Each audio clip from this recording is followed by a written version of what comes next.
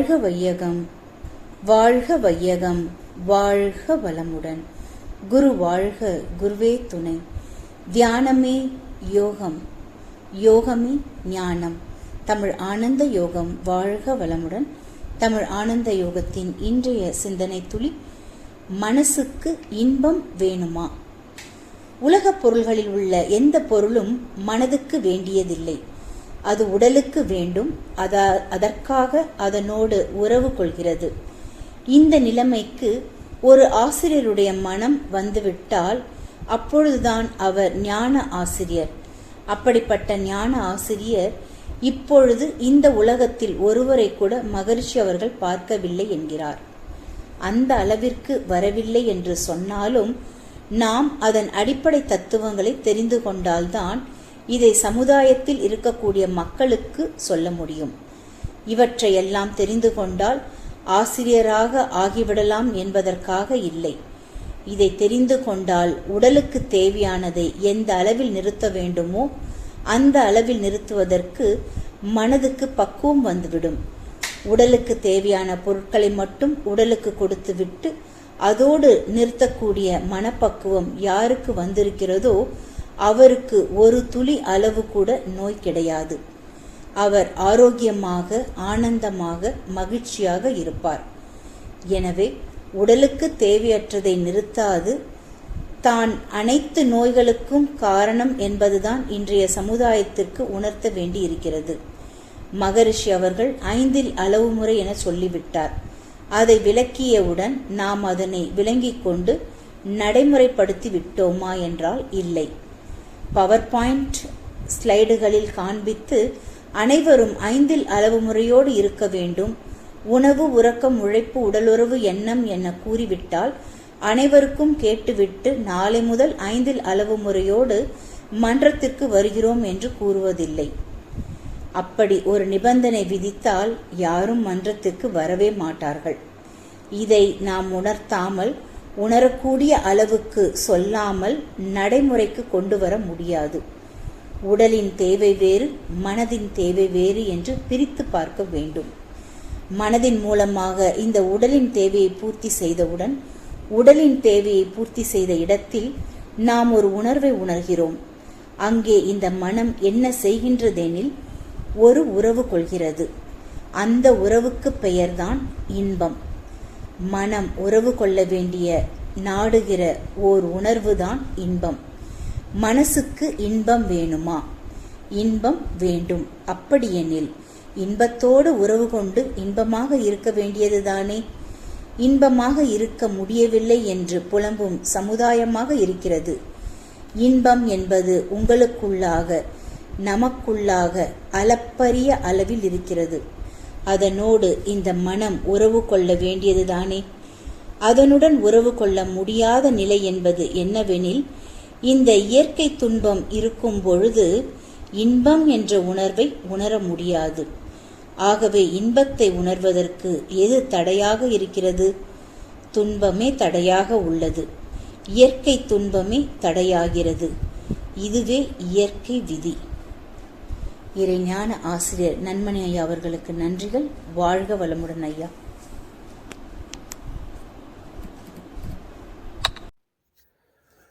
வாழ்க வையகம், வாழ்க வையகம், வாழ்க வளமுடன். குரு வாழ்க, குருவே துணை. இன்றைய சிந்தனை துளிகள் வாசித்த ரிஷிபாபா அம்மா அவர்களுக்கு நன்றி. தியானமே யோகம், யோகமே ஞானம்.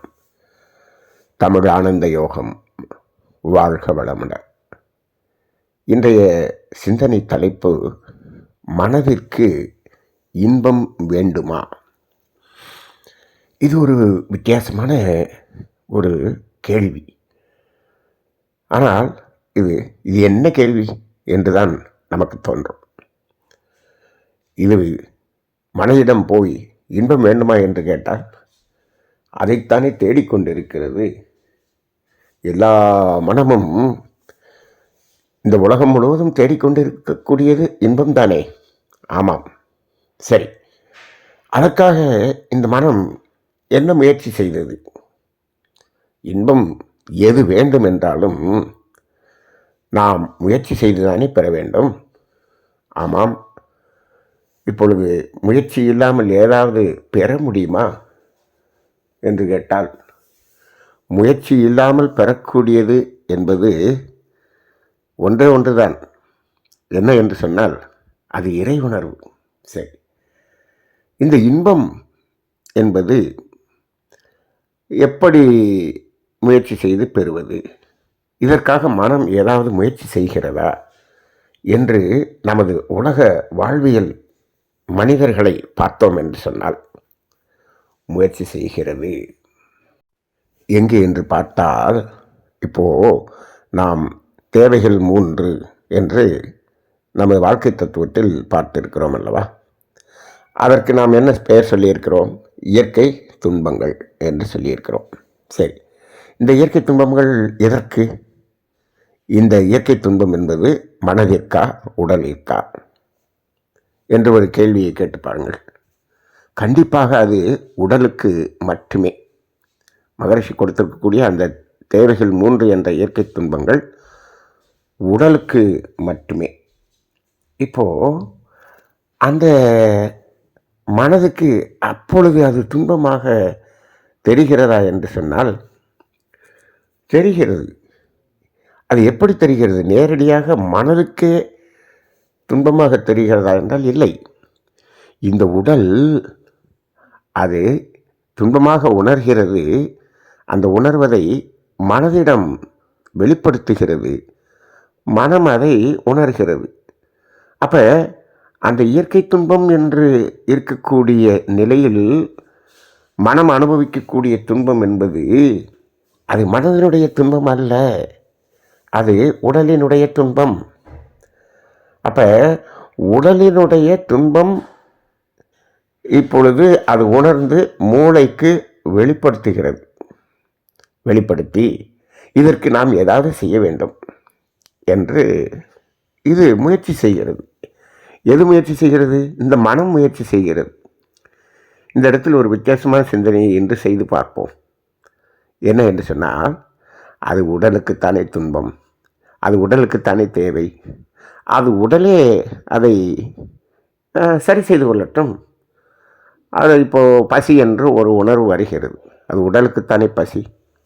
அந்த உடல் கை கால் இருக்கிறது, வாய் இருக்கிறது, அது போய் உணவை எடுத்துக்கொள்ளட்டும் என்று மனம் ஒதுங்கி நிற்கிறதா? இல்லை. மனம் என்ன பண்ணுது? வரிஞ்சு கட்டிட்டு வேலை பார்க்குது. என்ன பண்ணுது? பசி என்ற உணர்வை உடல் சொன்னவுடன் இது வரிஞ்சு கட்டிட்டு ஓடுது. எங்கேயாவது உணவை தேடுகிறது. உணவை தேடி பெறுவதற்காக உழைக்கிறது. இப்போது கை மூலமாக கால் மூலமாக உழைத்து இத்தனையும் நாம் பெறுகிறோமே, இந்த உணவுப் பொருளை பெறுகிறோமே, இது மனதின் உதவி இல்லாமல் ஏதாவது நடக்கிறதா? இல்லை. இந்த உடல் செயல்படுகிறது என்று சொல்லும் பொழுது, இந்த உணவு தேடி செயல்படுகிறது என்று சொல்லும்போது அது சென்ட்ரல் நர்வஸ் சிஸ்டம். தான் இயங்கி நரம்பு மண்டலம் அல்ல. அது தானாக இயங்கி அதை பெறுவது அல்ல அல்ல இது மைய நரம்பு மண்டலம். அதன் அடிப்படையில் தான் இது வேலை செய்கிறது. மைய நரம்பு மண்டலம் வேலை செய்ய வேண்டும் என்று சொன்னால் அது மனதின் துணையோடு தான் வேலை செய்கிறது. ஆனால் தானியங்கி நரம்பு மண்டலம் மனதின் துணையோடு வேலை செய்வதில்லை. இதை நாம் ஏற்கனவே ஒரு சிந்தனையில் நாம் சிந்தனை செய்திருக்கிறோம். நமது தமிழ் ஆனந்த யோகத்தின் ஒவ்வொரு சிந்தனைகளையும் ஒன்றோடு ஒன்று பொருத்தி பாருங்கள். அப்பொழுதுதான் இதை நாம் முழுமையாக விளங்கிக் கொள்ள முடியும். மகரிஷியினுடைய தத்துவங்களே அனைத்து தத்துவங்களையும் ஒன்றோடு ஒன்று பொருத்தி பார்க்கும் பொழுதுதான் அதனுடைய உண்மையாக நமக்கு விளங்குகிறது. அதே போல் நமது சிந்தனைகளையும் ஒன்றோடு ஒன்று பொருத்தி பாருங்கள். அப்போ தானியங்கி நரம்பு மண்டலத்தில் மனதுக்கு வேலை இல்லை, அங்கு அறிவுக்குத்தான் வேலை. ஆனால் மைய நரம்பு மண்டலம் கையை தூக்க வேண்டும், ஏதாவது ஒரு பொருளை எடுக்க வேண்டும் என்று சொன்னால் மனதின் துணை இல்லாமல் இந்த நரம்பு மண்டலம் வேலை செய்யாது. அப்போ உணவு தேட வேண்டும், இயற்கை துன்பத்தை போக்க வேண்டும், அதற்கான முயற்சி செய்ய வேண்டும் என்று சொன்னால் அதற்கு மனம் ஏதாவது ஒன்றை செய்ய வேண்டும். சரி, இப்போ இந்த மனம் நான் இதற்காக ஏதாவது செய்ய வேண்டும் என்று நினைக்கலாம் அல்லவா? உடலே உனக்குத்தானே தேவை, அதை முயற்சி செய்து பெற்றுக்கொள் என்று ஒதுங்கி நிற்கலாம் அல்லவா? ஆனால் ஒதுங்கி நிற்கவில்லையே, இது முயற்சி செய்கிறதே. ஆம், இது ஏன் முயற்சி செய்கிறது என்று ஒரு ஆழ்ந்த கேள்வியை இந்த நேரத்தில் சிந்தித்து பாருங்கள். அது எதற்காக என்று சொன்னால் அதில் ஒரு பெரிய ரகசியமே அடங்கி இருக்கிறது. என்ன ரகசியம் தெரியுமா? இந்த உடல் தேவை என்று சொல்லுகிறது, ஆனால் இந்த மனம் என்ன சொல்லுகிறது? எனக்கும் ஒரு தேவை இருக்கிறது. என்ன என்று சொன்னால், நான் இன்பத்தை உணர்ந்து கொண்டிருந்தேன். இப்பொழுது இந்த இயற்கை துன்பம் வந்தவுடன் எனக்கு அந்த இன்பம் தெரியவில்லை. அப்போ என்னாச்சு? இப்போது இந்த உடலின் தேவை என்ற இயற்கை துன்பம் வரும் பொழுது மனதுக்கு அந்த இன்பம் தெரியவில்லை, உணர முடியவில்லை. ஏன்? இந்த உடல் எனது தேவை, எனக்கு துன்பமாக இருக்கிறது என்று மனதுக்கு உணர்த்தி கொண்டே இருக்கும் பொழுது அதை உணர முடியவில்லை. இப்போ நம்ம டிவியில் ஒரு நல்ல ப்ரோக்ராம் பார்த்துட்ருக்கோம். நம்ம குழந்தை என்ன பண்ணுது? அப்பா அந்த பிஸ்கட் எடுத்து கொடு, அதை எடுத்து கொடு, இதை எடுத்து கொடு அப்படின்னு சொல்லி அப்படியே உங்களை போட்டு நச்சரிக்குது. அந்த சமயத்தில் நமக்கு அந்த டிவியில் இருக்கக்கூடிய என்ன ப்ரோக்ராம் ஓடிச்சு அது தெரியுதா? தெரியல. ஏன்? இங்கு டிஸ்டர்பன்ஸ் ஆனதுனால அதை கவனிக்க முடியவில்லை. அதே போல் இந்த உடல் தனது தேவையை மனதிடம் உணர்த்தி கொண்டு இருக்கக்கூடிய ஒரு நிலையிலே இந்த மனம் இயல்பாக உணர்ந்து கொண்டிருந்த அந்த இன்பம் இருக்கிறது அல்லவா, அந்த இன்பம் என்ற உணர்வு இதுக்கு தெரியல. அப்போ இது இந்த உடலின் தேவை என்பது எனக்கு சம்பந்தம் இல்லாதது, எனக்கு ஏன் இன்பம் மறைக்கப்படுகிறது என்று இந்த மனம் பார்க்கும் அல்லவா?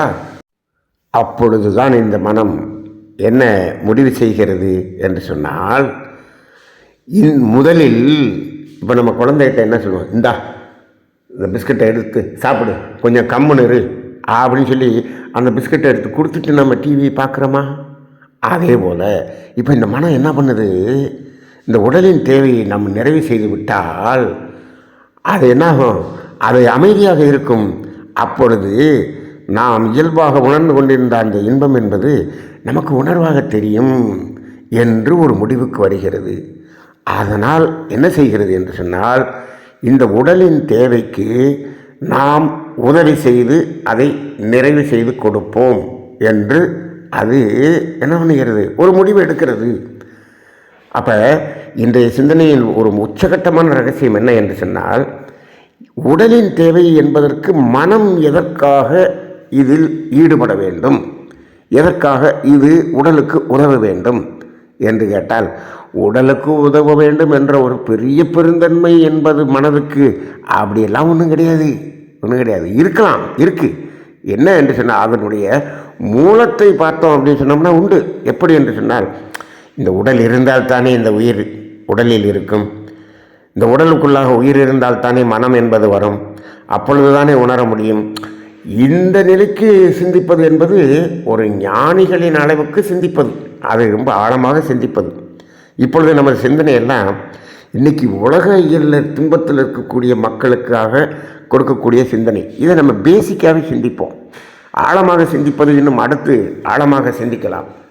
அப்போ இந்த உடலின் தேவைக்காக மனம் உடலின் தேவையை பூர்த்தி செய்வது எதற்காக என்று சொன்னால், பிரைமரியாக எதற்காக என்று சொன்னால், அதை நிறைவு செய்து கொடுத்து விட்டால் நாம் அந்த இன்பத்தை உணர முடியும். அப்போ மனதுக்கு என்ன தேவைப்படுகிறது? இன்பம் என்ற உணர்வு தேவைப்படுகிறது, துன்பம் தேவையில்லை. இது எல்லா மனிதனுக்கும் இருக்கக்கூடிய ஒரு உணர்வு தானே. மனிதனுக்கா மனதுக்கா? மனிதனுடைய மனதுக்குத்தான். துன்பம் வேண்டாம்ன்றோம், இன்பம் வேணுங்கிறோம். அப்போ இந்த மனதுக்கும் இன்பம் வேண்டும் என்று நினைக்கிறது. அப்போ இந்த உடலினுடைய தொல்லையை முதல்ல சரி செய்து விடுவோம். அப்போ அதற்காக என்ன செய்கிறது?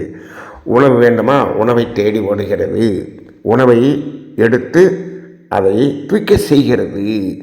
அப்போ அந்த தூய்க்கும் போதும் இந்த மனம் என்ன செய்கிறது, அதனோடு சேர்ந்து இதுவும் தூய்க்கும் போதும் ஒரு நல்ல ஒரு மகிழ்ச்சியான ஒரு நிலையிலே தான் அதை தூய்க்கிறது. ஏன், இந்த உடலின் தேவை நிறைவாகி விட்ட உடன் எனக்கு இயல்பாக இருக்கக்கூடிய இன்பம் என்பது எனக்கு கிடைத்து கொண்டே இருக்கும் என்பதற்காக அதுவும் சேர்ந்து அந்த பணியை செய்கிறது.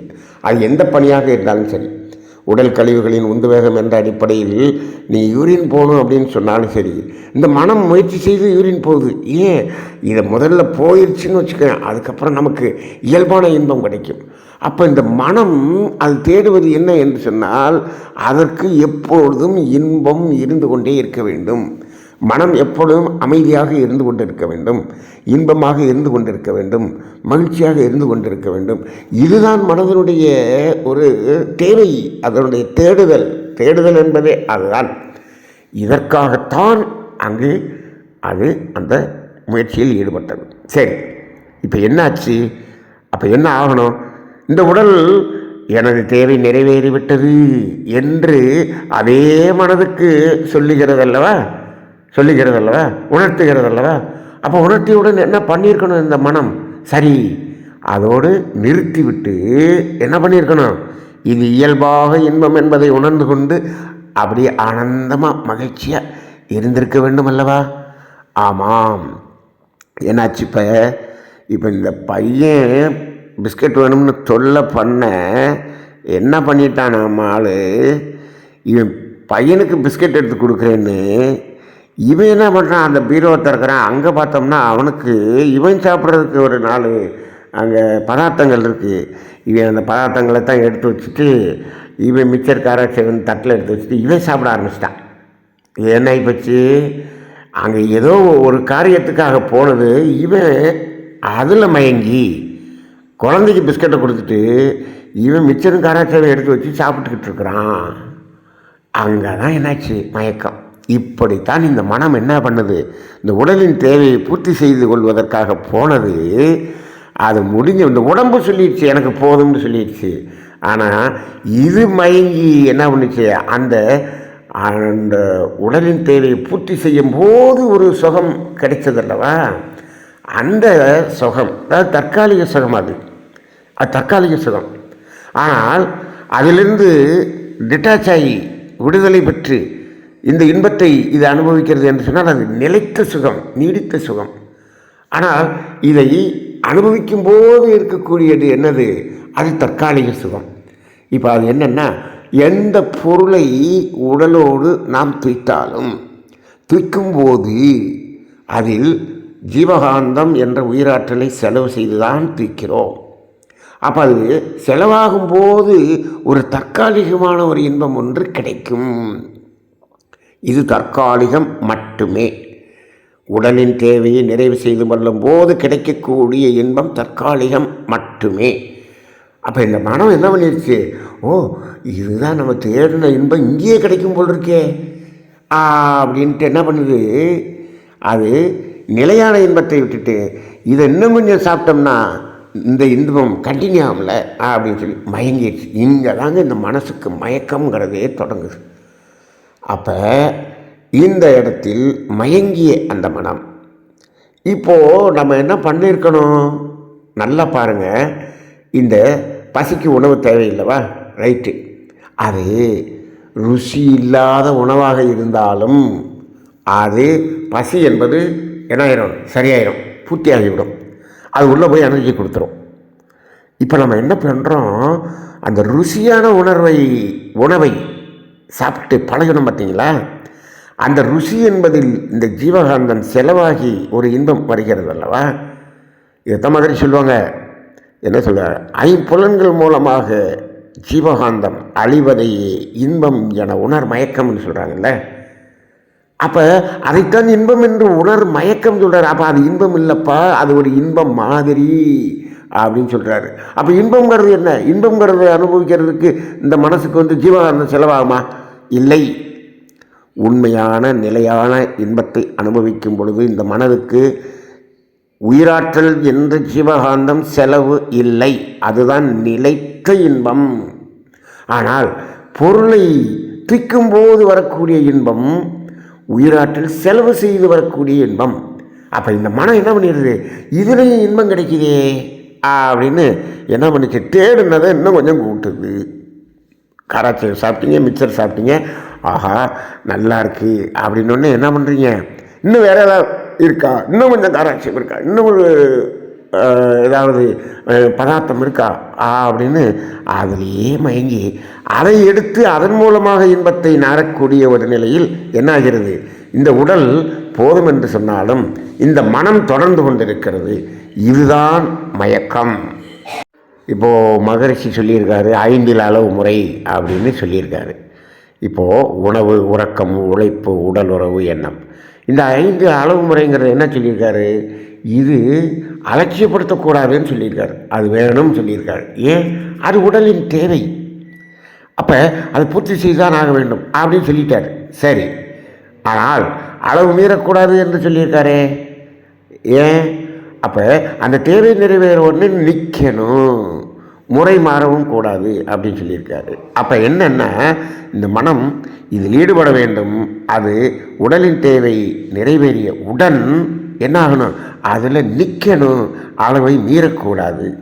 இப்போ மீறுறது எதனால், இதில் கிடைக்கக்கூடிய அந்த தற்காலிக சுகம் என்ற இன்பம் இருக்கிறது அல்லவா, தற்காலிக சுகம், அதில் இந்த மனம் மயங்கியதனால்தான் மீறுகிறது. அப்போ நீங்கள் எந்த அளவுக்கு ருசியுள்ள பொருளை நீங்கள் அனுபவம் செய்கிறீர்களோ அப்பொழுது இந்த மயக்கம் என்பது இயல்பாக வந்துவிடுகிறது. ஒரு காட்டு பகுதியிலேயே குரங்கு கிழங்குகளை தோண்டி உணவாக எடுத்துக்கொண்டிருந்ததாம். அதில் ஒரு இடத்துல ஒரு கிழங்குல மண் ஒட்டி இருந்ததாம். அப்போ அதை என்ன பண்ணுது, பக்கத்தில் பார்த்தா கடல் இருந்திருக்கு. நேராக கடலில் போய் அந்த மண்ணை கழுவிட்டு சாப்பிடலாம் அப்படின்னு சொல்லிட்டு அந்த கடலில் போய் அந்த மண்ணை கழுவும்போது அந்த கடல் இருக்கக்கூடிய உப்பு நீர் அதில் கழுவுனதுனால அந்த கிழங்கை சாப்பிடும்போது அது கொஞ்சம் ருசியாக இருந்திருக்கு. உடனே அதுக்கப்புறம் என்னாச்சு, நேராக நல்ல கிழங்கையும் போய் கடலில் கழுவி சாப்பிட்டதான். அங்கே என்னாச்சு, அங்கே தொடங்கியது மயக்கம். இந்த குரங்குக்கு தோன்றிய மயக்கம் இப்போது இந்த மனிதன் வரை வந்திருக்கு. அப்போ இந்த ருசியாக இதை ருசியை அதிகப்படுத்தி என்று எப்பொழுது மனிதன் போனானோ மயக்கம் அங்கே அதிகமாகியது. இதே போல தான் எல்லாவற்றிலும் மயக்கம். ஐம்புலன்கள் மூலமாக எந்தெந்த தொடர்பு கொள்கிறோமோ எல்லாவற்றிலேயுமே இந்த பொருளோடும் உறவுகளோடும் அந்த உறவு கொள்ளும் போது கிடைக்கக்கூடிய ஜீவகாந்தத்தை செலவு செய்து பெறக்கூடிய அந்த சுகத்தில் மயக்கம். இப்போ அதனால் என்னாச்சு, இந்த மயக்கத்திலேயே போய் மீண்டும் தற்காலிக சுகத்தை நாட இந்த பொருள்களை இன்னும் பெருக்க வேண்டும், உறவுகளை பெருக்க வேண்டும் என்று இப்பொழுது உலகத்தில் உள்ள 850 கோடி மனித குலம் அனைத்தும் இப்படியே நாடிக்கொண்டிருக்கிறது, ஓடிக்கொண்டிருக்கிறது. இப்போ மனதுக்கு என்ன வேண்டும், மனதுக்கு இன்பம் வேண்டும். எந்த இன்பம் வேண்டும், தற்காலிகமாக இருக்கக்கூடிய அந்த சுகம், இன்பம், அது வேண்டுமா, நிலைத்த நீடித்த இன்பம் வேண்டுமா? இப்போது இந்த மனதுக்கு நீ எதற்காக இங்கே இந்த வேலையை செய்ய வந்தாய், நீ எதை உண்மையாக தேடி இதற்காக வந்தாய், நீ இப்பொழுது என்ன செய்து கொண்டிருக்கிறாய் என்பதை இந்த மனதுக்கு உணர்த்தக்கூடியது தான் தியானம், அதுதான் ஆன்மீகம். இந்த மனதை அதற்கு உணர்த்தி நீ உன்னுடைய தேவையாகிய அந்த இயல்பான இன்பத்தை உணர்ந்து கொண்டிருந்தாய். இந்த உடல் தேவை என்று சொல்லும்போது அதை நிறைவேற்றினால் நாம் இயல்பான இன்பத்தை உணர முடியும் என்பதற்காகத்தான் இங்கு வந்தாய். வந்த இடத்துல நீ இப்படியே இங்கே மயங்கி இருந்துட்டியே அப்படின்னு அதற்கு சொல்கிறோம் பார்த்தீங்களா, அந்த சொல்கிறது தான் ஆன்மீகம். இதை சொல்லவில்லை என்று சொன்னால் அது ஆன்மீகமே அல்ல. மகரிஷி ஆன்மீகத்தை இங்கே தான் தொடங்குகிறார், இந்த இடத்துல தான் தொடங்குகிறார். ஆனால் தான் எடுத்த உடனே வாழ்வின் நோக்கம் முடிஞ்சோடனே வாழ்க்கை தத்துவத்தில் தேவைகள் 3 என்று தொடங்குகிறார். அப்போ என்ன பண்ணணும், உடலின் தேவை முடிந்தவுடன் இயற்கை துன்பம் நீங்கிய இடத்தில் நிற்க வேண்டும். மனம் சும்மா நின்னாலே போதும், அது நிலையான இன்பத்தை உணர முடியும். ஓ, நான் மறந்துட்டேன், ஐயோ இப்படி ஒன்று இருக்குது அப்படிங்கிறத நினைவுபடுத்துவது தான் தவம். இதுதான் தவம். அப்போ தவம் செய்ய செய்ய செய்ய இந்த விழிப்பு நிலை மனதுக்கு வரும். இதைத்தான் மகரிஷி என்ன சொல்கிறாரு, உறவிலே கண்ட உண்மை நிலை தெளிவு துறவு. உறவு வேண்டும் அப்படிங்கிறாரு. எதுக்கு? உடலின் தேவை நிறைவு செய்து கொள்ள. அது நிறைவு செய்யலைனாலும் அந்த துன்பம் மனதுக்கு துன்பமாகவே இருக்கும். அப்போ நிறைவு செஞ்சவுடன் அந்த உறவிலே தெளிவு வேண்டும். எந்த இடத்துல அதிலிருந்து டிட்டாச் ஆகணுங்கிற தெளிவு வேண்டும் அப்படின்னு சொல்கிறார். அப்படி மாறுச்சுன்னா இது நிலையான அந்த இன்பத்தை உணர முடியும். அப்போ மனதுக்கு இன்பம் வேண்டுமா? வேண்டும். எந்த இன்பம் வேண்டும்? நிலைத்த நீடித்த நிலையான இன்பம் வேண்டும். அந்த இன்பம் எங்கே இருக்கிறது? எல்லோரிடமும் இருக்கிறது, எல்லா இடத்திலும் இருக்கிறது, எல்லா காலத்திலும் இருக்கிறது. மகரிஷி அவர்கள் அழகாக ஒரு கவியில் சொல்லியிருக்கிறார்கள், இன்பமே இயற்கையிலே எங்கும் எதிலும் எப்பொருளிலும் எக்காலத்திலும் இயல்பாக நிறைந்துள்ளது, அதை உணர வேண்டும் என்பதுதான் இந்த மனதின் நோக்கம். அப்போ மனம் இன்பத்தை தேடுகிறதா? நிச்சயம் தேடுகிறது. அது மயக்கத்தில் இருக்கக்கூடிய நிலையில் அது தற்காலிக இன்பத்தில் மயங்கி அதை செயற்கை துன்பமாக மாற்றிக்கொண்டிருக்கிறது. அதிலிருந்து விலகி இயற்கையான இன்பத்தை உணர்வதற்கான பாதை, திருப்பும் பாதை தான் ஆன்மீகம். ஆக இந்த இடத்தில் அதனால தான் நம்ம சொல்கிறோம், இங்கு அதிலிருந்து விலகுவது தான் ஆன்மீகம், அதுதான் விடுதலை. விடுதலை என்று சொல்ல சொல்ல சொல்ல நாமெல்லாம் ஏதோ விடுதலையை பற்றி பேசிக்கொண்டிருக்கிறோம். இந்த மனதுக்கு முதலில் ஒரு விடுதலையை கொடுங்கள். அதன் பிறகுதான் இந்த ஆன்மாவின் விடுதலையை பற்றி நாம் பேச முடியும். அது பெரிய சப்ஜெக்ட், அது கர்மவினை சப்ஜெக்ட். இப்போ முதல்ல மனதுக்கு ஒரு விடுதலையை கொடுங்கள். அது இயல்பான இன்பத்தை அது அனுபவிக்கட்டும். மனதுக்கு இன்பம் வேண்டுமா? வேண்டும் வேண்டும் வேண்டும். வாழ்க வளமுடன்.